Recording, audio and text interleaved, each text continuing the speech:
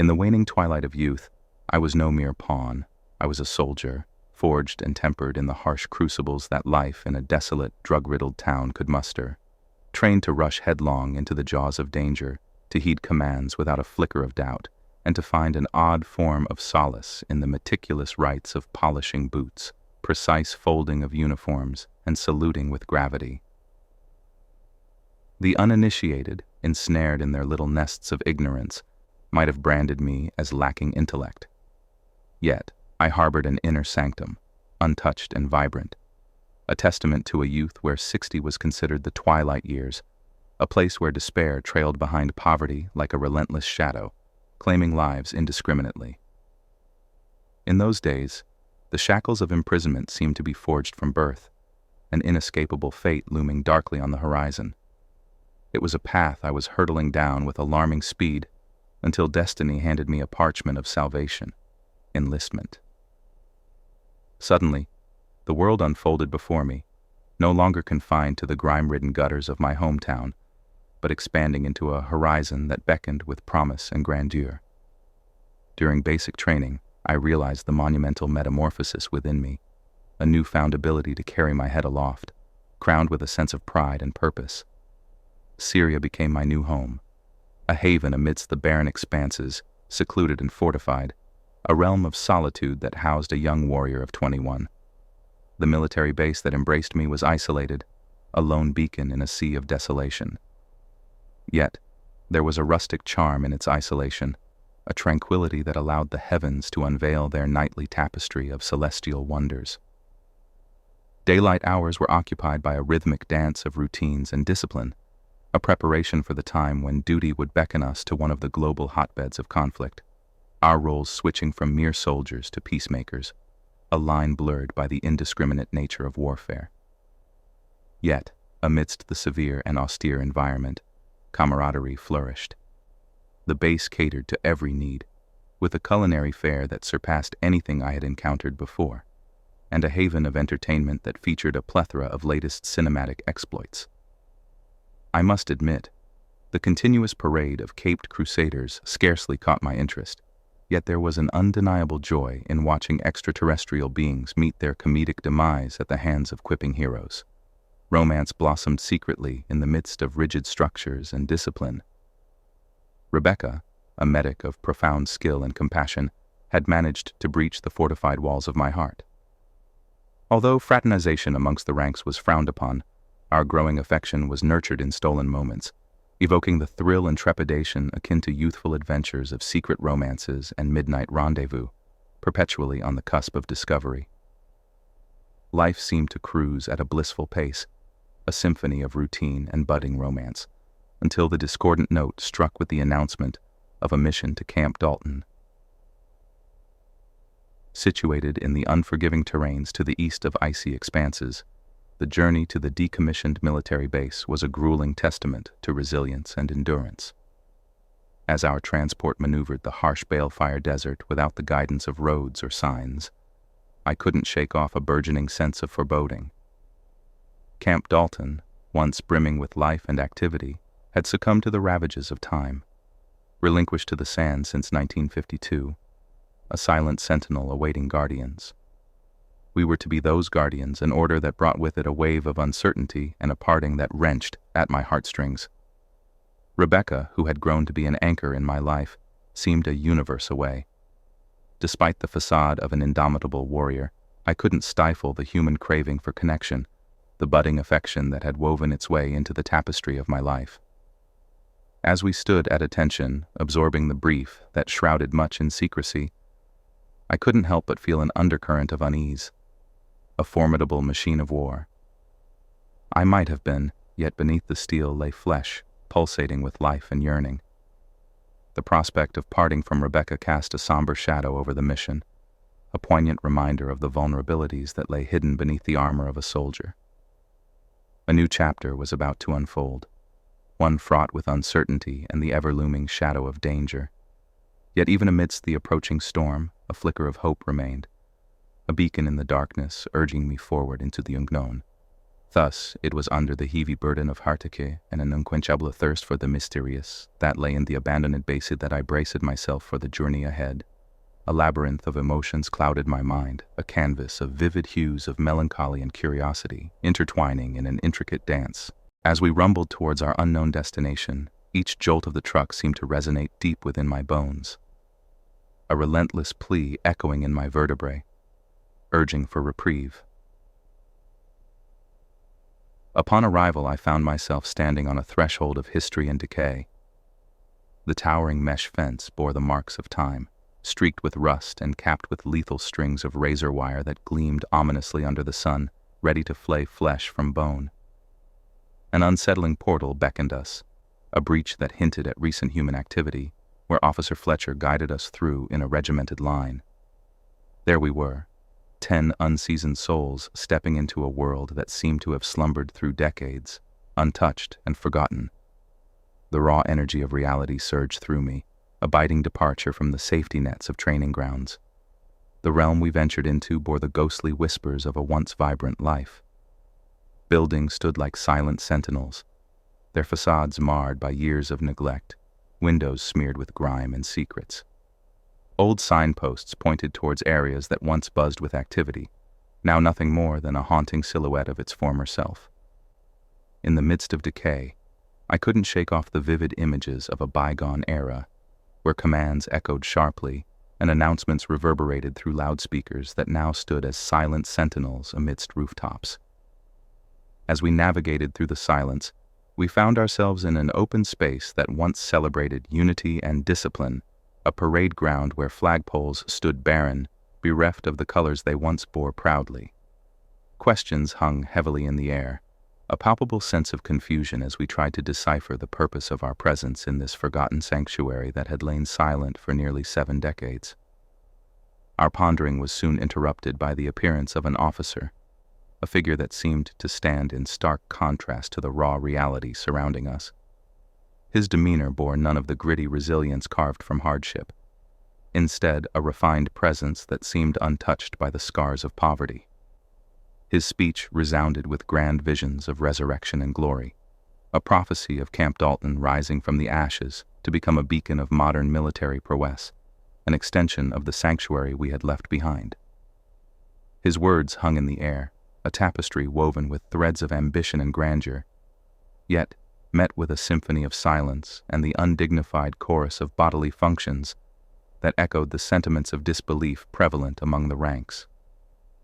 The atmosphere grew tense, a noticeable shift as assignments were delegated, dispersing us to stand vigilant over the remnants of a once proud establishment. As I settled into my designated post, I couldn't shake off the oppressive weight of absurdity that clung to the atmosphere. Positioned beside what seemed to be mere debris, the stern facade expected of a guard came naturally, a mirror to the disillusionment that clouded my spirit. As hours trickled by in a slow dance of shadows and sunlight, my mind drifted to comforting visions of a certain medic, a beacon of beauty and grace amidst the chaos. However, this tranquil reverie was shattered by an unsettling sight that gnawed at the edges of my consciousness. Figures encapsulated in hazmat suits began to populate the area, an eerie dance that hinted at underlying dangers lurking within the soil. A burgeoning concern blossomed within me, a nagging suspicion that the ground we stood on harbored secrets far more sinister than mere abandonment. With each passing moment, the sense of foreboding intensified, amplified by the arrival of more suited figures and heavy machinery that roared to life with a mission to unearth the secrets buried deep within the rubble. I stood frozen, a lone sentry amidst a whirlwind of activity, powerless to act yet burdened with a growing tide of apprehension. As the golden insignia of a major flashed before me, commanding an acceleration of the operations with a voice that reverberated through the silence, a chilling realization settled within me. There, amidst the dust and decay, a darker chapter was unfolding, a narrative that threatened to engulf us in a maelstrom of uncertainties and lurking dangers, a journey into the dark recesses of human endeavor and the secrets that lay hidden in the sands of time. As the veil of detritus was gradually lifted, the skeletal remnants of a structure began to emerge before me, painting a grim portrait of what once stood there in full glory. The realization slowly dawned on me that the pile I had been overseeing could have once been the walls and the roof of a building, now lying in ruins. I couldn't shake off the nagging thought that perhaps its downfall had been orchestrated, a calculated act of destruction carried out with precise explosive charges. Trapped in the relentless hold of my duty, I was left to merely ponder over the whys and hows, my mind spiraling into a vortex of theories and conjectures. As I stood there, lost in thought, the excavator resumed its relentless pursuit, scooping away remnants of history with a prowess that reflected the operator's skill. The tension in the atmosphere escalated, resonating with the Major's persistent commands that filled the air with an urgent echo. Just as I felt I was getting lost in the chaos, a sudden revelation brought everything to a halt, a gaping hole in the earth, beckoning with an eerie silence. A staircase emerged from the depths, hinting at a subterranean sanctuary that had remained hidden for years, perhaps decades. As the men clad in hazmat suits ventured into the unknown, a surge of curiosity overtook me. Every fiber of my being buzzed with anticipation, wondering what secrets lay beneath, concealed from the world. However, this wonderment was abruptly interrupted by an unwelcome intrusion of desert fauna that had identified me as their next victim. A swift movement, a muttered oath, and I found myself engaging in a battle against the critters, a momentary distraction from the brewing storm that lurked in the shadows.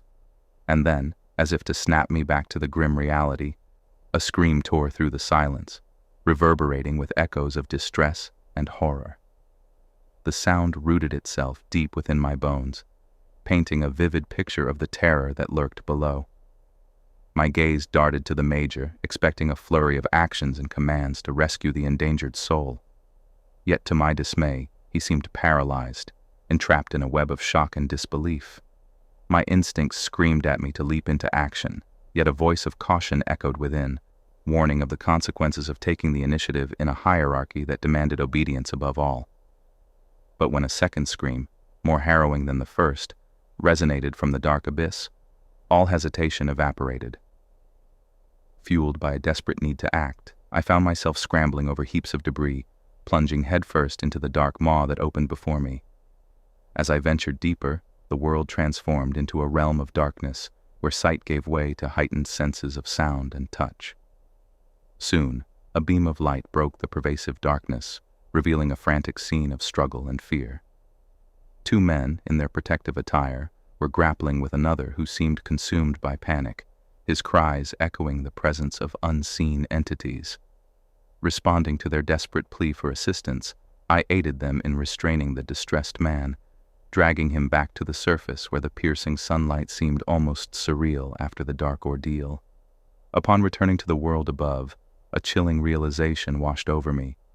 In my haste to rescue, I had neglected my own safety, venturing unprotected into a potential hotspot of hazardous material. The fear of exposure now hung heavily in the atmosphere, a looming threat that overshadowed the frantic efforts to stabilize the rescued man. As the Major seemed to awaken from his stupor, concern and authority etched on his face, I found myself pleading for permission to seek medical help, my voice barely masking the underlying fear. However, the response I received was a stark reminder of the harsh realities of the chain of command, a clear delineation of priorities that seemed almost cruel in that moment. Even amidst the unfolding chaos, the Major sought to unravel the mysterious event that had transpired below, demanding answers, yet cutting them off abruptly, as if afraid to unveil the full extent of the lurking horrors. The urgency of the situation was palpable, the demands for swift recovery and a return to the depths reflecting a dark undercurrent of secrets yet to be uncovered. Amidst the whirlwind of panic and confusion, a familiar face emerged, a beacon of hope in a world teetering on the edge of darkness. The sight of Rebecca, seated in the driver's seat of a medical corps jeep, ignited a flicker of joy within me, a brief respite from the grim reality that surrounded us. Yet, the joy was tinged with the sadness of unspoken words, of emotions held at bay, waiting for a moment of solitude to fully blossom. As Rebecca exchanged salutes with the higher-ups, including a second lieutenant, who seemed to have taken his time to grace us with his presence, I felt a whirlpool of emotions threatening to engulf me. In that fleeting moment, amidst the chaos and the unfolding mysteries, I clung to the sliver of hope that her presence brought, a beacon of light in a world teetering on the edge of dark revelations and lurking dangers. I pondered ruefully as the Major initiated a discussion with Rebecca, his tone laced with a mix of urgency and secrecy. "I am entrusting you with this information solely to facilitate appropriate medical treatment," he stated gravely, hinting at a potential breach in the safety of the man's protective suit and the risk of exposure to some lingering chemical remnants, perhaps causing hallucinations. Rebecca absorbed the information with a demeanor that exuded calm professionalism, embodying her role to the fullest. The second lieutenant, on the other hand, seemed to be grappling with a surge of panic, his discomfort almost palpable. His fear escalating, he demanded to know the extent of the threat, voicing concerns about the potential involvement of biological weapons and advocating for a cautious retreat. His nervous inquiries only seemed to fuel the Major's disdain, as a scornful expression marred his features. Without mincing words, the Major delved into a tale dating back to the 1950s, revealing the dark history that shrouded the base we stood upon. Mention of a classified incident that led to the abandonment of the base, and subsequent access to top-secret reports detailing progressive and groundbreaking research that once took place here. The Major harbored ambitious plans to resurrect that research, adamant that unlocking the secrets held within these forsaken walls could forge a formidable asset in the defense of their nation. The second lieutenant seemed to struggle to keep his composure, his face contorted with dread and nausea. Yet his concerns about the ongoing construction activities were met with a chilling and ruthless dismissal from the Major. The clear message was that the mission superseded all, and defiance would not be tolerated. A mocking laugh accentuated the gravity of the consequences that awaited any dissent, a stern reminder of the harsh realities of military hierarchy.